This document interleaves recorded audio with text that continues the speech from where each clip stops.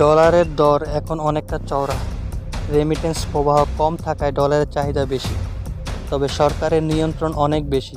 একজন সাধারণ বিনিয়োগকারীর পক্ষে ডলার ধরে রাখা বা বিনিয়োগ করা বেশ জটিল। এক্সচেঞ্জ রেট গত বছরে যেখানে ছিল 105 টাকা, সেখানে এখন 115 টাকা ঘরে ঘোরাফেরা করছে। দীর্ঘমেয়াদী নিশ্চয়তা, নগদ আয়ের ঘাটতি। দেশ জুড়ে ভূমিমূল্য এখন বাড়ছে, বিশেষ করে শহরতলি ও হাইওয়ের আশেপাশে। একবার জমি কিনলে তা থেকে ভবিষ্যতে ভালো রিটার্ন পাওয়া যায়, তবে জমির সমস্যা হলো নগদ আয়ের অভাব ও খরচপাতি বেশি।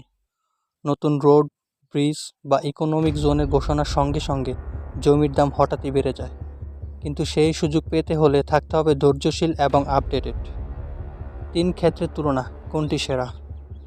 বিশেষজ্ঞরা বলছেন একজন বিনিয়োগকারীর জন্য একক খাতে নয়, বরং বিভক্ত বিনিয়োগই সবচেয়ে নিরাপদ পন্থা। স্বর্ণ নিরাপদ কিন্তু আয় কম, ডলারের ঝুঁকি আছে তবে লাভও বেশি। জমি দীর্ঘমেয়াদে লাভজনক তবে ক্যাশ ফ্লো নেই। কি করবেন আপনি? 2025-26 অর্থ বছরে আর্থিক চ্যালেঞ্জের মুখে বেছে নিন বুঝে শুনে।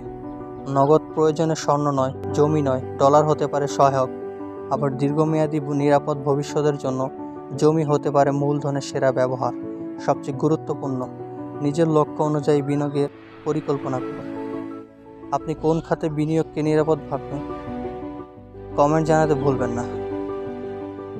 এই ধরনের বিশ্লেষণ পেতে সাবস্ক্রাইব করুন এয়ার ফানুস। খবর থাকুক আপনার হাতে সংক্ষেপে। এবং পরবর্তীতে কী ধরনের বিশ্লেষণমূলক ভিডিও পেতে চান তা জানাতে আমাকে কমেন্ট করুন। লাইক করুন, শেয়ার করুন এবং সাবস্ক্রাইব করে সাথে থাকুন এয়ার ফানুসের।